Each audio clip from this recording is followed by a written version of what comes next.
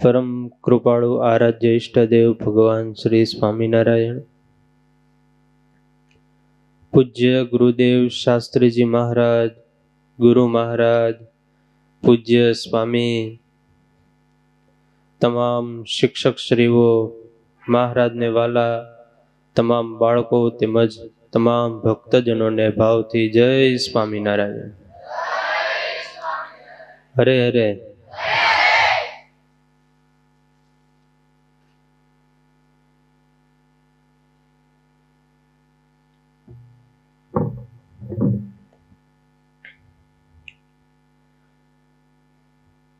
सदगुरु आधारानंद स्वामी कृत ग्रंथराज श्री हरिचरित्रामृत सागर गई संस्कार सभानी अंदर तरंग छनी वात करेली अने आधारानंद स्वामीए बद्रिकाश्रमનું વર્ણન એ તરંગની અંદર કરેલું છે। આજે તરંગ 7 उत्तम राजा विनय साथे हाथ जोड़ीने मस्तक नमावीने सद्गुरु मुक्तानंद स्वामी ने बद्रिकाश्रम में जे ऋषि मुनिओ आव्या था ए तमामना नाम पूछे छे अने मुक्तानंद स्वामी ते बधा ऋषि मुनिओना नाम ए उत्तम राज दादा खाचर ने कही रह्या छे। आ ग्रंथनी अंदर अने आ तरंगनी अंदर ग्रंथ करता आधारानंद स्वामी कुल 191 जेटला ऋषि मुनिओ ने याद करे छे अने बीजा 9 योगेश्वर ने पण याद करे छे। त्यारे स्वामीना दाखला ने एकवार ताळीओथी वधावो। आपणने 2-5 कदाच 20-25 ऋषि मुनिओना नाम आवडता है, पण अहींया स्वामी 191 ऋषिओने याद करी रह्या छे।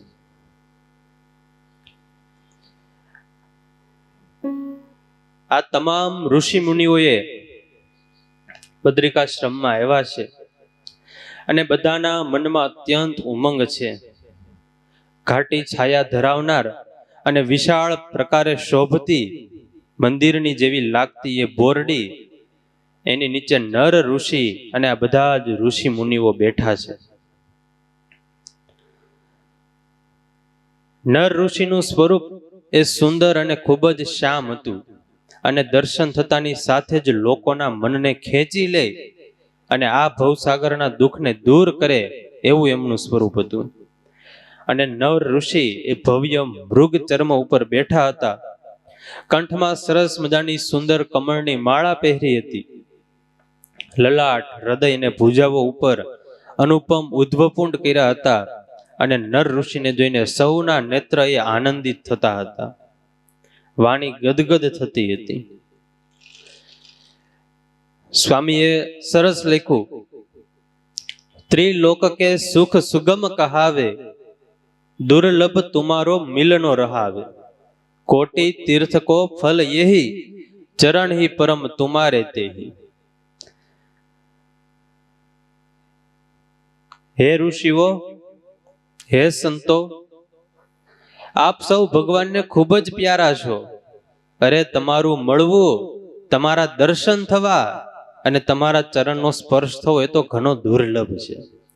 कदाच बीजू सुख मळवू ए तो सुलभ छे, बीजू सुख मळवू ए सुगम छे, पण तमारो समागम थवो, तमारा दर्शन थवा ए तो अतिशय दुर्लभ छे।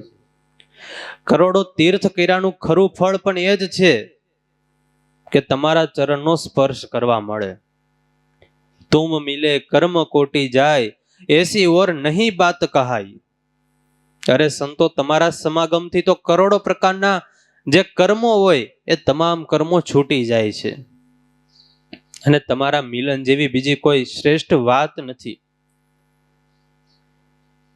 संतो तमने जे खरेखर माने छे, तमारू पूजन करे छे, तेना तो धन्य भाग्य छे।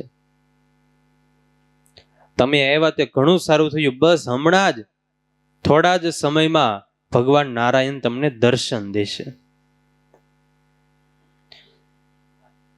અને એ જ સમયે ભગવાન નારાયણ પોતાની પર્ણકુટીમાંથી બહાર આવ્યા છે. ઉગ્ર તપસ્યા કરતા હોવાથી તેમના સ્વરૂપમાં અપાર કાંતિ હતી. ભગવાનની શોભાનું વર્ણન તો, એના સ્વરૂપનું વર્ણનનો પાર તો આપણે આવે એમ નથી. પણ પ્રભુ પધારતા જ પ્રભુનું દિવ્ય તેજ એ આખા આશ્રમમાં છવાઈ ગયું. ભગવાનનું સ્વરૂપ એટલું સુંદર શ્યામ શોભતું હતું. હાથીના સૂંઢ જેવા બંને હાથ ઘૂંટણ સુધી લાંબા હતા. તાજા કમળની પાખડી જેવી અનિયાળી આંખો ચંચળ માછલીની જેમ પ્યારી લાગતી હતી. તમામ ભક્તોના મન લોભાય તેવું પૂર્ણ ચંદ્રમાના જેવું મુખ શોભતું હતું. મંદ મંદ હાસ્યયુક્ત મુખ સોહામણું લાગતું હતું અને દાંતની પંક્તિ જાણે હૃદયમાં પ્રેમ ઉપજાવતી હતી. પાકા ઘિલોડાના જેવા હોઠ સોહામણા લાગતા હતા ભગવાનના, અને દીવાની જ્યોત જેવી નાસિકા હતી. લાલ ચરણ કમળ જેવા કોમળ હતા અને એમાં રહેલા 16 ચિહ્ન હૃદયમાં પ્રેમ ઉપજાવતા હતા. સરસ મજાના સૂક્ષ્મ અને પીળાશ વાળા છટાદાર કેશની જટા જાણે મસ્તક ઉપર મુકટ ધાર્યો હોય એવી લાગતી હતી, અને ઉપડતી વિશાળ છાતી શોભતી હતી, અને તેમાં રહેલું શ્રી વત્સનું ચિહ્ન એને જોતા તો પ્રભુ પરમ દયાળુ હોય એવા જણાતા હતા. ભગવાનનો શંખ જેવો કંઠ હતો અને પીપળાના પાન જેવું પેટ એટલે કે ઉદર હતું, અને ઉદરમાં શુભ ત્રિવળી પડતી હતી, અને તેમાં ગોળ ગંભીર નાભી એ મનને ખેંચતી હતી. પ્રભુએ શરીર ઉપર પીળાશ પડતું યજ્ઞોપવિત સુંદર લાગતું હતું, અને પ્રભુના ડાબા હાથમાં કમંડળ હતું અને જમણા હાથમાં ખાખરાનો દંડ હતો. આજે શરીર ઉપર શ્વેત વસ્ત્ર પ્રભુને શોભતા હતા, અને આવા શોભાના સાગર સુખના આશ્રય એવા દીન દયાળુ પ્રભુને જોતા જ મુનિઓ તમામ સંતો ખૂબ જ પ્રસન્ન થયા છે. બધા જ ઊભા થઈને પ્રભુના ચરણોમાં પ્રેમથી નમી પડ્યા છે.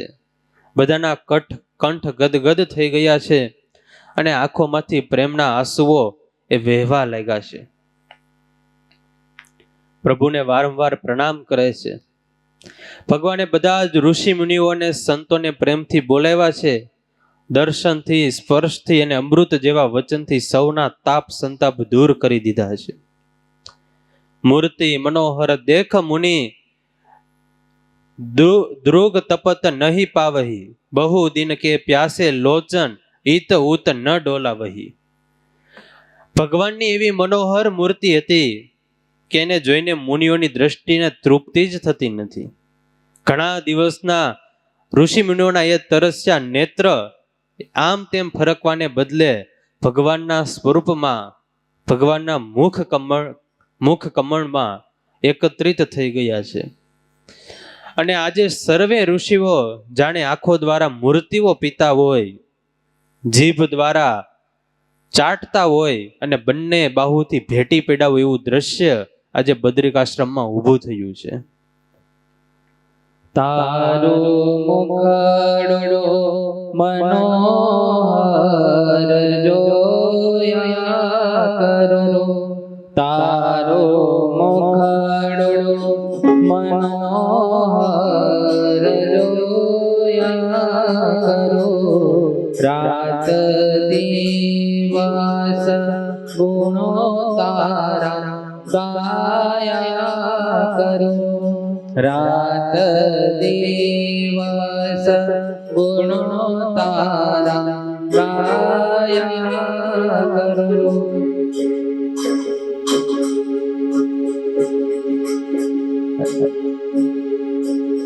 અનંત સમયે રહે તારો નામ, પ્રભુ એવું માગો છું.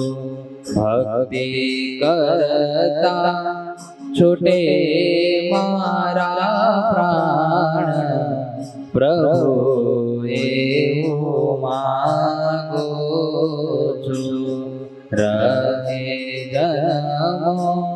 જન્મ તારો સાથ પ્રભુ એવો માંગો છું.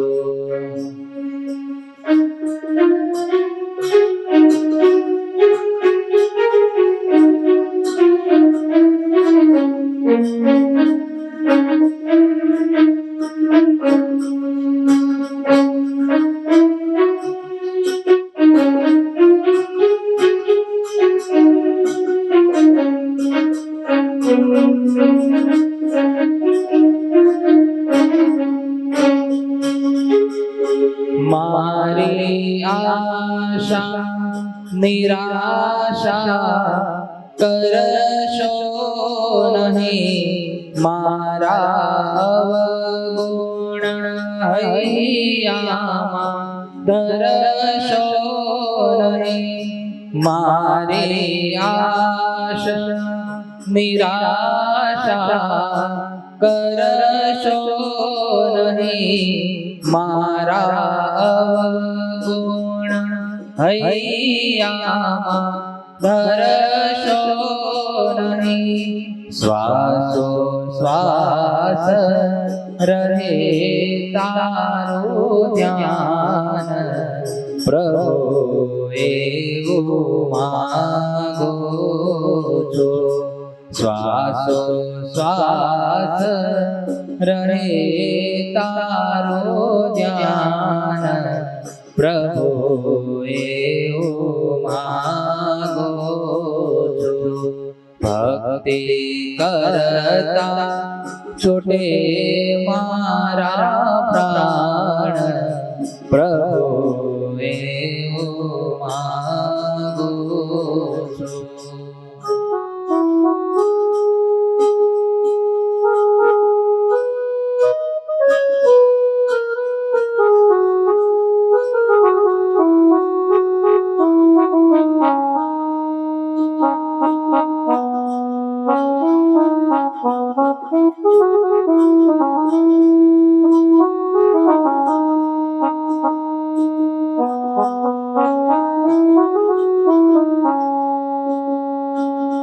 મારા પાપને તાપ સમાવી લેજો, મારા પાપને તાપ સમાવી લેજો.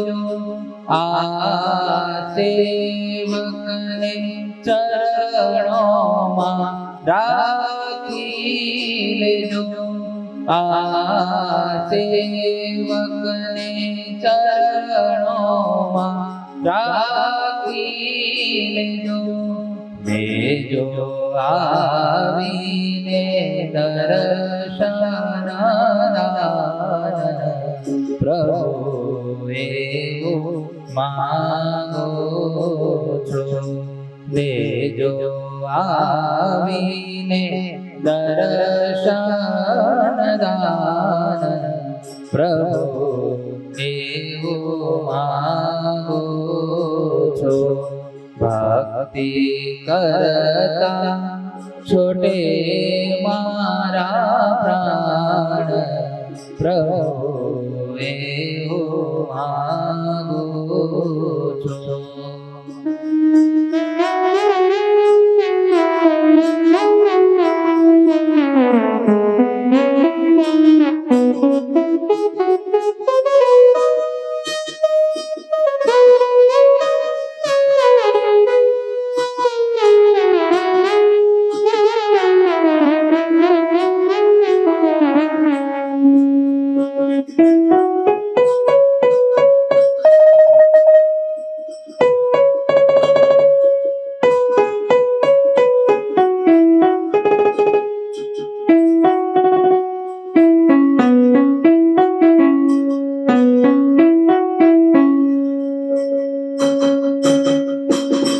તારી આશાએ પ્રભુ તો જીવી રહ્યો, તારી આશાએ પ્રભુ તો જીવી રહ્યો.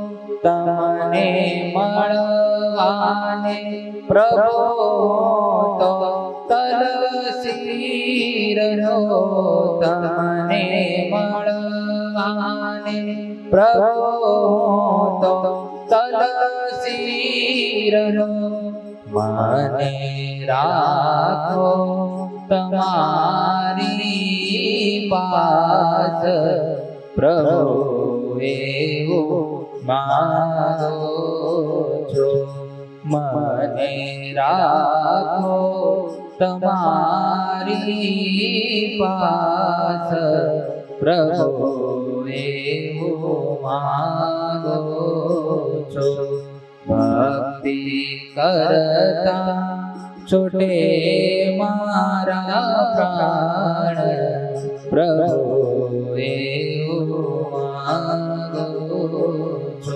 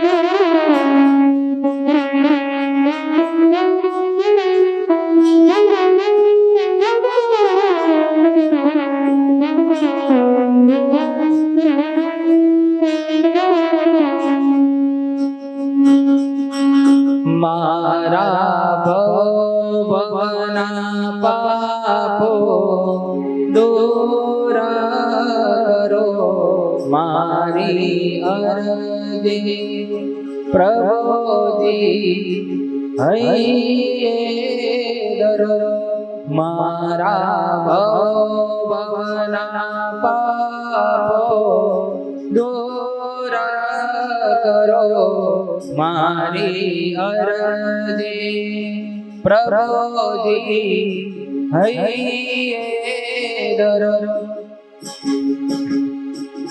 તમે રહેજો પ્રભુ મારી સાથ પ્રભુજી એવું માગો છો તમે રહેજો પ્રભુ મારે સાથ પ્રભુજી એવું માગો છો ભક્તિ કરતા છૂટે મારા પ્રાણ પ્રભુ એવું માગો છો રહે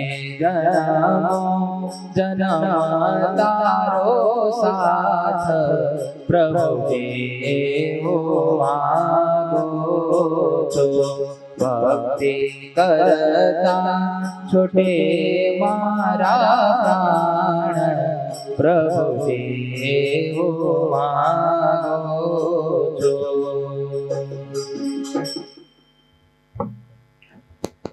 પછી સંતોએ વિવિધ ઉપચાર સામગ્રીથી ભગવાન નરનારાયણની પૂજા કરી છે. ધૂપ દીપ અને આરતી કરીને ભગવાનની સ્તુતિ કરી છે. અહીંયા તરંગ 7 ને વિરામ કરીને તરંગ 8 માં સદગુરુ આધારાનંદ સ્વામી સંતોએ ઋષિ મુનિએ જે સ્તુતિ કરી હતી એ સ્વામી લખી રહ્યા છે. આમ તો આ સ્તુતિ એવી છે, આપણે ભગવાન પાસે ઘણી બધી વસ્તુઓ માગતા હોય, પણ પ્રાર્થના કરીએ ત્યારે આ સ્તુતિ હારે ભેળવીએ તો ભગવાન તરત આપી દે. ત્યારે ખૂબ જ ભગવાનનો અદ્ભુત મહિમા આ સ્તુતિની અંદર લખ્યો છે. ઋષિ મુનિઓ હાથ જોડીને એક પગે ઊભા પ્રભુની મૂર્તિમાં તન મન અને ચિત્તને જોડીને ભગવાનની સ્તુતિ કરી રહ્યા છે. હે બદ્રીપતિ મહારાજાધિરાજ, તમારો જય હો, જય હો. હે પ્રભુ, આપ તો અખંડ છો, અભેદ છો, દીનબંધુ છો. આપ તો કૃપા સાગર કૃપાળુ છો, દયાનિધિ છો, દયાળુ છો. પ્રભુ આપ તો જગતના ઈશ છો, અખિલ બ્રહ્માંડના પતિ છો, આનંદનું મૂળ સ્વરૂપ છો. પ્રભુ આપ, પ્રભુ તમે મુરારી છો અને તમારા વાલા સંતો માટે તો અતિશય સુખકારી છો. પ્રભુ તમે, પ્રભુ તમારો જય થાવો, જય થાવો. આપ ધર્મ અને ભક્તિના પુત્ર, ધીર અને જ્ઞાન વિજ્ઞાનથી ગંભીર છો. મોટા મુનિઓ આપને અજય અને અભેદ કહે છે. વેદો પ્રભુ તમને નેતિ નેતિ કહે છે. આપ સદા સુખના નિધિ અને સુખના આશ્રય છો. આપ સદાય ક્રોધ અને કામથી રહિત છો. અને પ્રભુ આપનો પ્રતાપ એ તો પુણ્યરૂપ અને પવિત્ર છે. આપ નિત્ય નિર્દોષ અને નિષ્પાપ છો. આપ ધાર્મિક લોકોનું રક્ષણ કરનારા અને ભરતખંડના રાજા છો. પાપનો નાશ કરવા તથા સંતોનો સંતાપ ભરવા આપ પ્રગટ થયા છો. હે પ્રભુ, તમે તો ખળોના બળનો વિનાશ કરવા, આ ભૂમિનો ભાર ઉતારવા, દુષ્ટજનોને દંડ દેવા માટે અને આત્મીય ભક્તોનું કાર્ય સુધારવા આપ પધાર્યા છો. આપનું બળ, તમારી શક્તિ એ તો કળી શકાય એમ નથી. તમે અવિનાશી છો. આ અખિલ બ્રહ્માંડમાં પ્રકાશ રૂપ છો, ગતિ રૂપ છો. સમસ્ત અસુરોનો વિનાશ કરનાર આપ કાળ પણ કાળ છો. દુષ્ટજનોના ગર્વને ઉતારનારા, ભક્તજનોનો વિજય કરી સુખ આપનારા અને અશરણ લોકોના શરણ રૂપ એવા આપ સર્વે લોકોની કુબુદ્ધિનો વિનાશ કરો. આપ બદ્રિકાશ્રમના ધામી ભક્તવત્સલ ભગવાન છો. જે જનો આપને શરણે આવે છે તેને આપ અભયપદનું દાન આપો છો. અનેક શરીરને ધારનારા બદ્રીપતિ નરવીર, હંમેશા તપસ્વીના વેશે રહેનારા, શિર ઉપર જટારૂપી મુકટને રાખનારા, એક હાથમાં દંડ અને બીજા હાથમાં કમંડળ ધારણ કરનારા, મૃગ ચર્મ, ઉધ્વપુંડ, અક્ષમાળા અને યજ્ઞોપવિતને ધારી રહેલા હે બ્રહ્મચારી રૂપ પ્રભુ, તમારો વિજય થાવો, તમારો જય થાવો. સુખના સાગર, શાંત, અનુપમ, અંતર્યામી, આત્મીય, સંતજનોને સુખ આપનારા હે પ્રભુ, તમે તો અછેદ છો, અભેદ છો, અમિત છો, અંતરમાં સદા ખેત રહિત છો, અપાર તેજસ્વી છો, અજર છો, અમર છો અને આનંદ સ્વરૂપ છો. આપ પ્રભુ સદગુણોના સાગર છો, ગોવિંદ છો અને તમારા ચરણારવિંદ એ તો શોભાયુક્ત છે. પ્રભુ આપ તો નિજ ભક્તોના આશ્રય નિવાસ રૂપ છો. અમાયિક, દિવ્ય અને અવિનાશી છો. અને તમે તમારા આત્મીય ભક્તોના જીવન પ્રાણ અને મહાસુખના સાગર છો. આવી રીતે સંતોએ અને ઋષિ મુનિએ ભગવાનનો જય જયકાર કર્યો છે અને આ જય જયકાર સર્વત્ર બધી જ જગ્યાએ વ્યાપી ગયો છે. આ રીતે તમામ ઋષિઓએ ભગવાનની સ્તુતિ કરી છે, ભગવાનને દંડવત પ્રણામ કર્યા છે અને આજે દરેક સંતોની આંખોમાંથી પ્રેમના આંસુઓની ધારા થઈ રહી છે.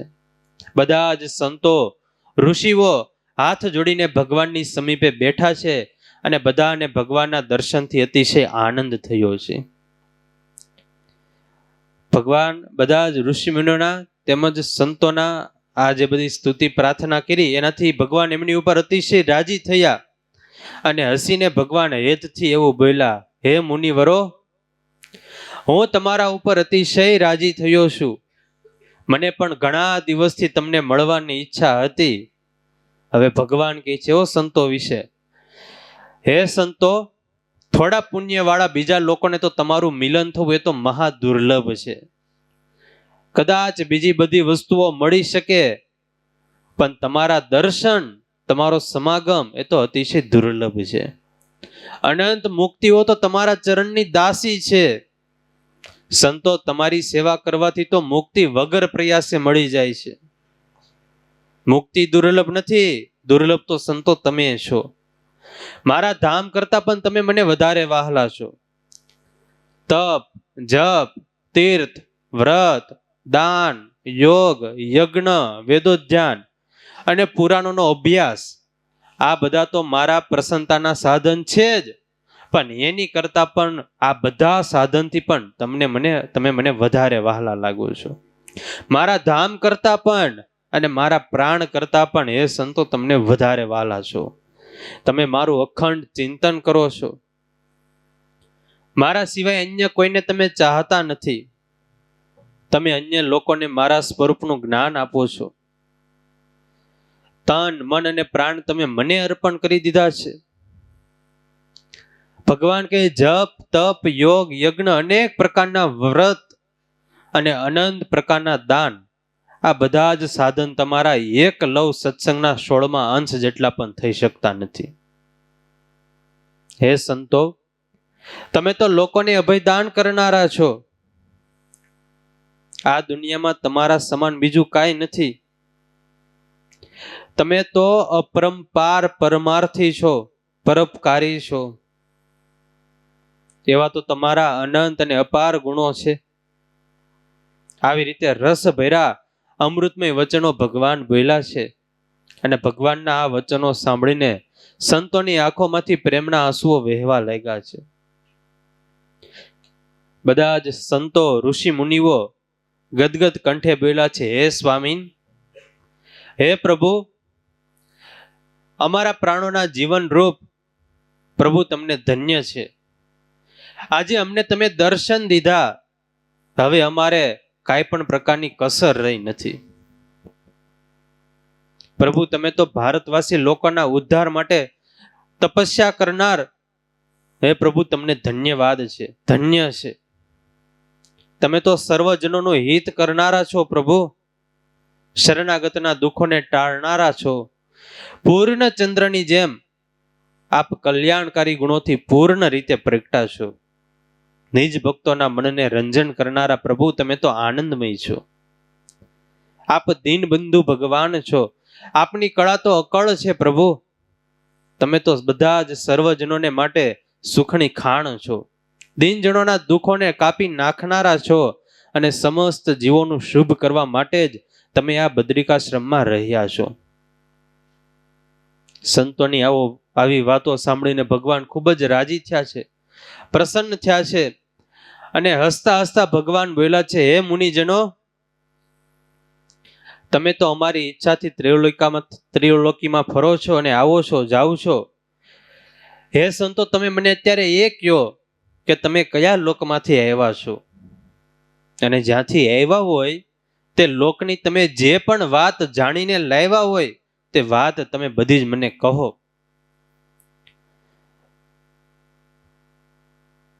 સંતોએ હાથ જોડીને કીધું છે, હે પ્રભુ કૃપાનાથ, અમે તો અત્યારે ભરતખંડની યાત્રા કરીને આવીએ છીએ. સંતો, ત્યાંની પ્રજા અમારી બધી સુખી તો છે ને? ત્યાંના લોકો અમારા ધર્મનું પાલન તો કરે છે ને?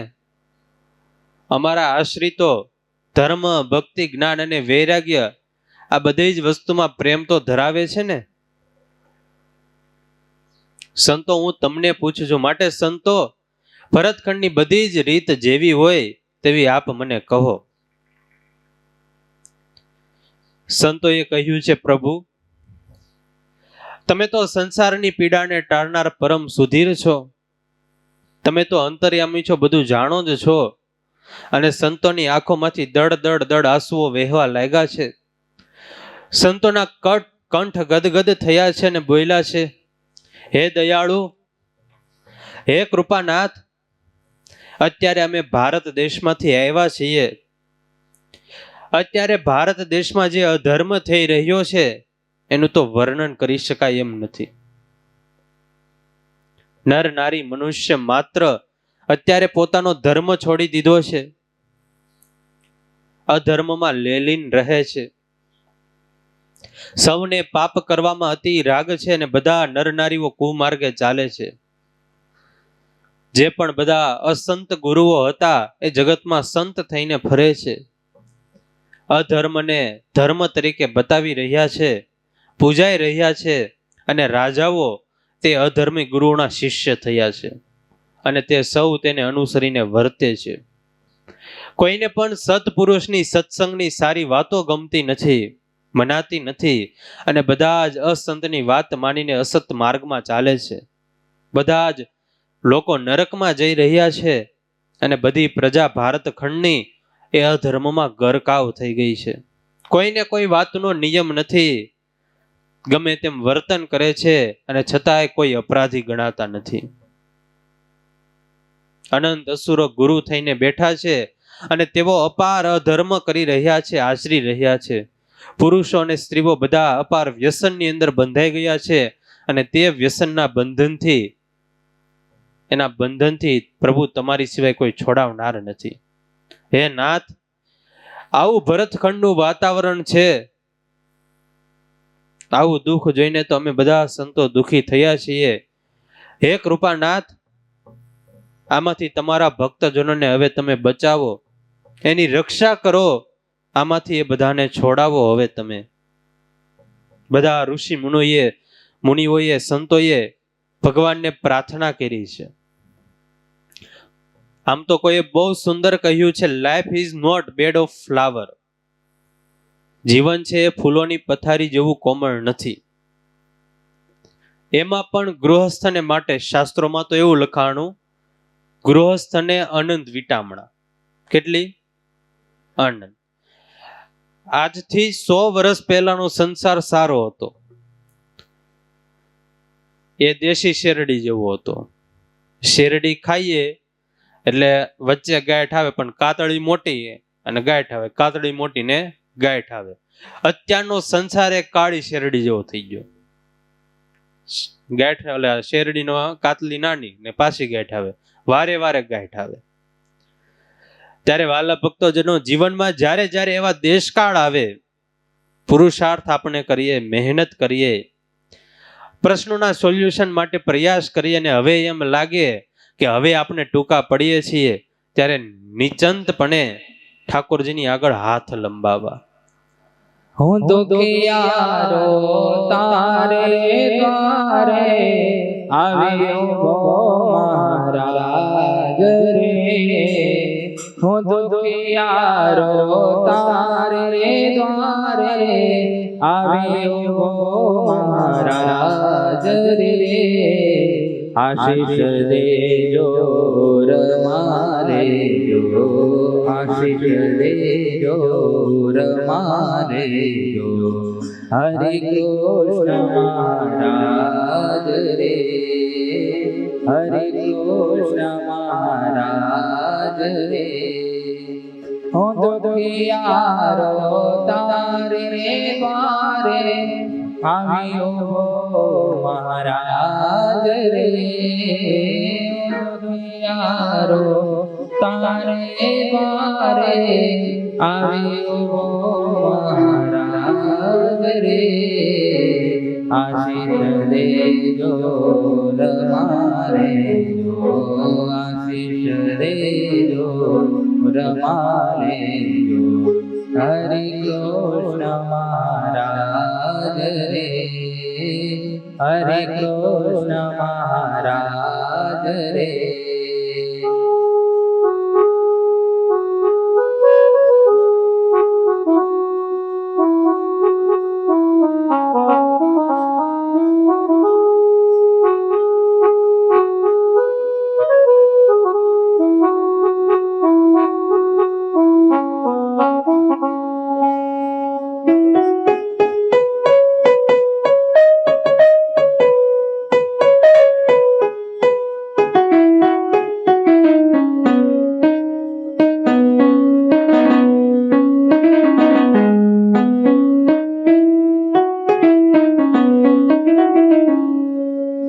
ચરણ કમળમાં શીશ નમાવી વંદન કરું મહારાજ રે.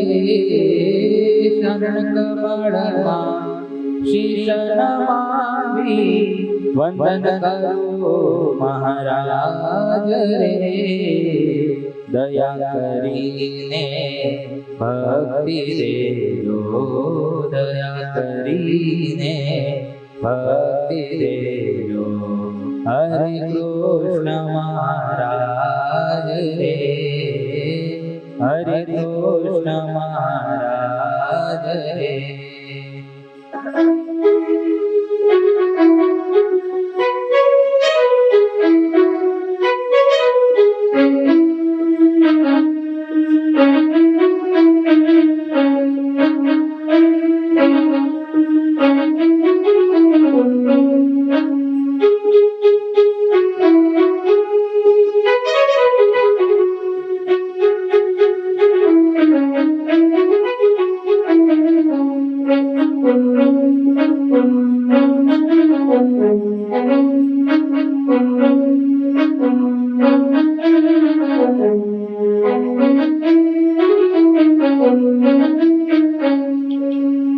તારે ભરોસે જીવન નૈયા હાકી રહ્યો મહારાજ રે, તારે ભરોસે જીવન નૈયા હાકી રહ્યો મહારાજ રે.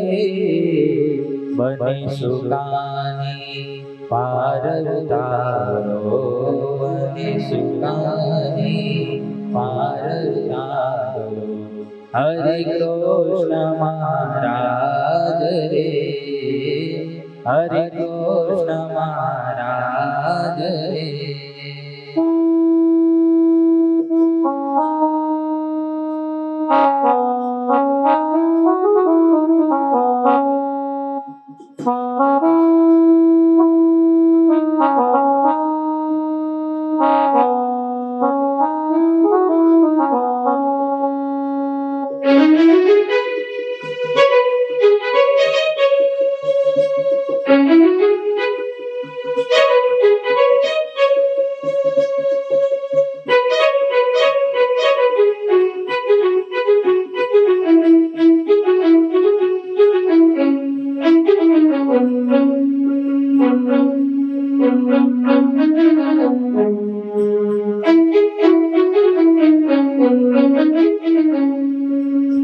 બાળ તમારો કરે વિનંતી, સાંભળજો મહારાજ રે.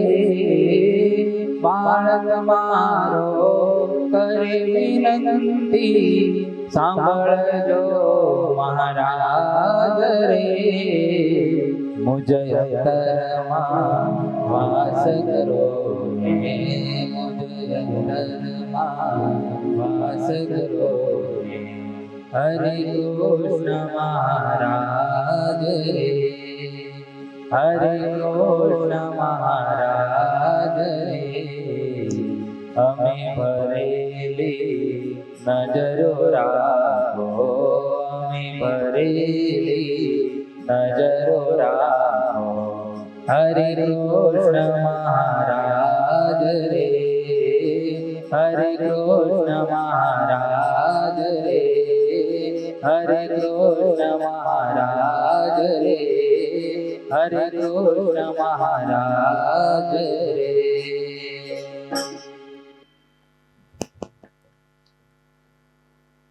દીકરાને એના કેરિયરની ચિંતા હોય એની કરતા પણ એના મા બાપને વધારે ચિંતા હોય. એમ ભગવાન તો આપણા માતા પિતા છે, આપણા કરતા પણ ઠાકોરજીને આપણી ચિંતા વધારે હોય. પણ આપણે ભગવાનની આગળ હાથ લંબાવવો પડે. મહાભારતના રણ સંગ્રામમાં અર્જુન ઉપર અનેક વિક્ષેપો હતા. અર્જુનની તાકાત નહોતી કે મહાભારતનું યુદ્ધ જીતી શકે, કારણ કે દાદા ભીષ્મ આગળ તો અર્જુન એક સામાન્ય કહેવાય. પણ છતાં મહાભારતના રણ સંગ્રામમાં દિગ્વિજય અર્જુનનો થયો, કારણ કે એને ઠાકોરજીને સારથી બનાવ્યા. ભગવાનને સારથી બનાવવા પડે. ભગવાન કેશવ સારથી બનીને મને ને તમને એ સંદેશ આપે છે કે અમે અર્જુનના જ સારથી બનવા તૈયાર છીએ, એમ નહીં. કોઈ પણ જીવ જો સાચા હૃદયથી એમ માને, એમ ધારે કે હું ભગવાનનો સેવક અને એ મારા માલિક, તો ઠાકોરજી કે અમે ખાલી અર્જુનના સારથી નહીં, અમે ડગલે ને પગલે તમારી સાથે રહીએ. પણ ઠાકોરજીને સારથી બનાવવા પડે. સરકાર ઘણી બધી યોજનાઓ બહાર પાડે, સરકાર તો યોજના બહાર પાડી દી, પણ લાભ કોને લેવાનો હોય? આપણે. એમ ઠાકોરજીને સારથી બનાવીએ, માલિક બનાવીએ, તો ભગવાન આપણી રક્ષા કરે. આમ તો એક મોટું નગર હતું. નગરમાં એક શ્રીમંત શેઠ, રાતના 3 વાગ્યા પણ ઊંઘ આવે નહીં. એટલે શેઠને થયું કે થોડી વાર નગરમાં નીકળું ને આટા મારું, બહારનું દ્રશ્ય જોઉં, તો પછી નીંદર આવે, તો ઊંઘ આવે તો. એટલે પાર્કિંગમાંથી BMW ગાડી કાઢીને ગયા. હવે રસ્તામાં જતા હતા ત્યાં આલિશાન સરસ મજાનું એક મંદિર આવ્યું. એટલે શેઠને છું અહીંયા શાંતિ થોડીક થશે, ત્યાં જાવ. મંદિરમાં ગયા, પાર્કિંગમાં ગાડી પાર્ક કરી અને બહાર નીકળ્યા. એટલે હજી જતા હતા ત્યાં જ મંદિર બાજુથી કોઈ વ્યક્તિ રડતો હોય એવો અવાજ આવ્યો.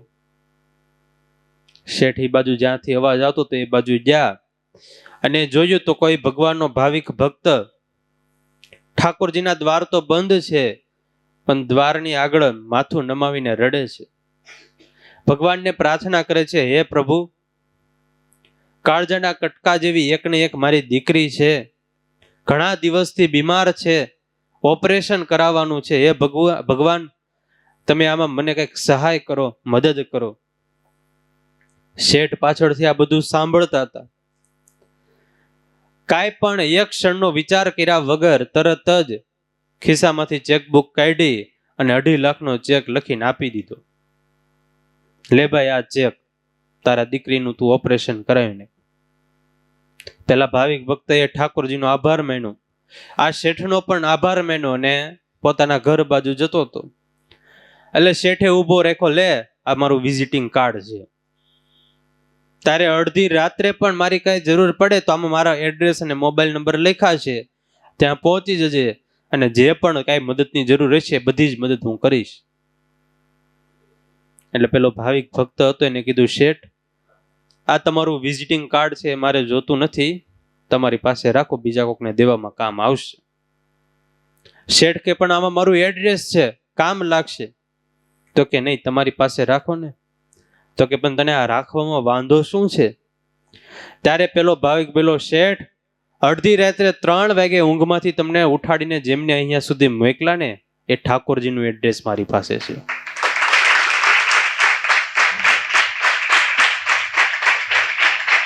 આપણી ફોન બુકમાં ઘણાના નંબર હોય, ઘણાના એડ્રેસ હોય, પણ જીવનમાં ઠાકોરજીનું એડ્રેસ પણ રાખવું.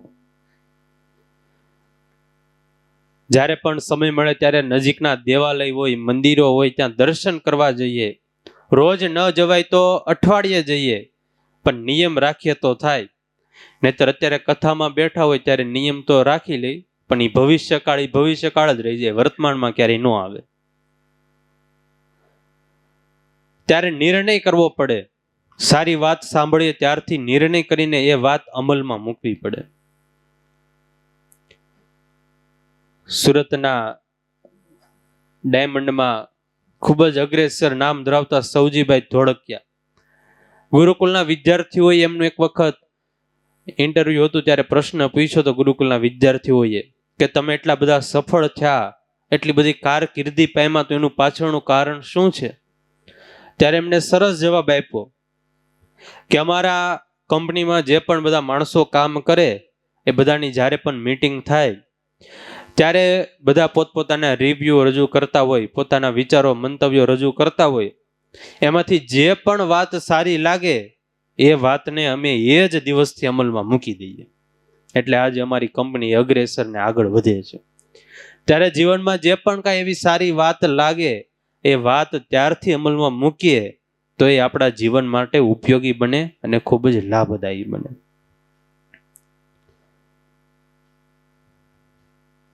સંતોએ પ્રભુને પ્રાર્થના કરી છે અને પ્રાર્થના સાંભળીને ભગવાન બોલ્યા છે, હે સંતો, તમે દુઃખી ન થાઓ, હે મુનિવરો, તમે ચિંતા ન કરો. હવે તત્કાળ અમારે અધર્મનો નાશ કરવો છે, સંતજનોને સુખી કરવા છે અને તમારી બધી જ પીડા મારે ટાળવી છે. આવી રીતે પ્રભુજી સંતોને કહી રહ્યા હતા અને એ જ વખતે ભગવાનના માતા પિતા ધર્મદેવ અને મૂર્તિ દેવી આવ્યા છે. બધા જ ઋષિ મુનિઓએ માતા પિતાને વંદન કર્યા છે, પ્રણામ કર્યા છે. ધર્મદેવનું શરીર શુદ્ધ, સત્વમય અને શ્વેત હતું. શરદ પૂનમના ચંદ્રમાની કાંતિ સમાન તેજસ્વી હતું. કંઠમાં કમળ અને તુલસીની માળા પહેરી હતી. મસ્તક ઉપર વિશાળ પીળી જટા મુકટના જેવી શોભતી હતી. તાજા કમળના જેવા સુખદ અને શાંતિમય લોચન હતા. શરીર ઉપર સુંદર શ્વેત વસ્ત્ર શોભતા હતા. સુંદર હાથની રેખાઓ સોહામણી હતી અને મનને ગમે તેવું શ્વેત યજ્ઞો પવિત્ર ધારણ કર્યું હતું. બધા જ સભાજનોએ ધર્મદેવની દિવ્ય સ્તુતિ કરી છે. ધર્મદેવ અને ભક્તિ માતા બંને આવ્યા છે અને ધર્મદેવની સ્તુતિ કર્યા પછી ભગવાન બોલ્યા છે, હે માતા મૂર્તિ દેવી, હે પિતા ધર્મદેવ, તમે આ આશ્રમમાં પધાર્યા તે ખૂબ જ સારું થયું. આપના સુખકારી આગમનથી આ આશ્રમ પાવન થયો છે. હે સુખ પ્રદાતા ધર્મદેવ, હું તમને ઋષિઓએ કહેલી ભરતખંડની વાત કહું છું, તે તમે બધા સાંભળો. ભગવાન ધર્મદેવને આ ભરતખંડની બધી વાતો, અધર્મની વાતો, વ્યભિચાર, પાપમય કર્મની બધી વાતો કરે છે. પિતા ધર્મદેવ આંખ, કાન અને વેણ ત્રણેયને એકત્રિત કરીને ભગવાનની બધી વાતો સાંભળે છે. પોતાની બધી જ વૃત્તિઓ ભગવાનમાં પરોવી દીધી છે અને એ જ સમયે દુર્વાસા મુનિ ત્યાં આવ્યા છે. દુર્વાસા મુનિ આવ્યા, પણ બધા સંતો ઋષિ મુનિઓ તો ભગવાનની વાતોમાં પરોવાયેલા છે. સભાની પાછળ આવીને દુર્વાસા ઋષિ ઊભા છે. કોઈનું ધ્યાન ન જતા કોઈએ દુર્વાસા મુનિને આદર સત્કાર આપ્યો નથી અને આદર સત્કાર ન મળતા દુર્વાસા મુનિના હૃદયમાં એકાએક ક્રોધ વ્યાપી ગયો છે. પ્રકૃતિ અધર થઈ ગઈ છે અને પોતાનું અપમાન જાણીને મનમાં વિચારવા લાગ્યા છે. આ બધા લોકોએ અહંકાર કરીને મને તુચકાર્યો છે, મારું અપમાન કર્યું છે. તેના બદલામાં હવે તો હું એવું કરીશ કે આ બધા જ તત્કાળ દુઃખી થશે. આજે જ આ બધાની દુર્બુદ્ધિ, કુર્બુદ્ધિને હું નાશ કરીશ. દીર્ઘ ક્રોધ દુર્વાસા મુનિ થરથર ધ્રુજવા લાગ્યા છે. ચહેરો વિરૂપ થયો છે. શરીર તમાલપત્ર જેવું થયું છે. મનમાં રોષ ભરાયો છે. આંખો લાલ ચોળ થઈ છે. વિકરાળ ભ્રકુટી ચડાવી છે. શરીર ધ્રુજવા લાગ્યું છે. હોઠ ફરકવા લાગ્યા છે. અને બધા જ ઋષિઓ પ્રત્યે દુર્વાસા બોલ્યા છે, હે ધર્મનો દાત કરનારા મુનિઓ, તમે બધા સાંભળી લો. તમે પોતાના માનથી ઉદ્ધત થયા છો. તમને કોઈને ભાર નથી મારો. તમે પોતાના મનમાં તમને સૌને સરસ માનો છો ને મને નરસા જાણો છો. આવું અભિમાન તમને બધાને છે. હું દુર્વાસા ઘણા દૂરથી આવ્યો, છતાંય તમે કોઈએ મને માથું નમાવીને નમન ન કર્યા. મારું નામ સાંભળીને તો મોટા મોટા રાજાઓ, મહારાજાઓ થરથર ધ્રુજે ને તમે મારું અપમાન કર્યું. હાથમાં પાણીની અંજલિ ભરીને બોલ્યા છે, હે મુનિવરો, હું દુર્વાસા મુનિ તમને બધાને શ્રાપ આપું છું. આ પવિત્ર અને પુણ્યરૂપ દેશમાંથી તમારું પતન થાય અને અત્યારે જ બધા મૃત્યુલોકમાં મનુષ્ય શરીર ધારો અને બધા જ ત્યાં દુઃખી થાવ. આવો દુર્વાસા મુનિએ શ્રાપ દીધો અને શ્રાપ સાંભળીને આખી સભા મૌન થઈ ગઈ છે. બધા જ ઋષિઓ, મુનિઓ, સંતો બધા જ ભયભીત થયા છે. ભગવાન નર નારાયણ અને ધર્મદેવ દુઃખી થયા છે. બધા જ પોતાના આસન ઉપરથી એકદમ તત્કાળ ઊભા થઈ ગયા છે અને ઋષિના ચરણમાં ઢળી પડ્યા છે. હે મુનિવર, અમને માફ કરો, અમને ક્ષમા આપો. પણ દુર્વાસા ઋષિ તો શાંત થાય નહીં. પછી ધર્મદેવે દુર્વાસા ઋષિને કહ્યું છે, હે મુનિવર,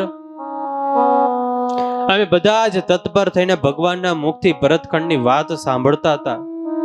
અમારા બધાની મનોવૃત્તિ ભગવાનમાં પરોવાયેલી હતી.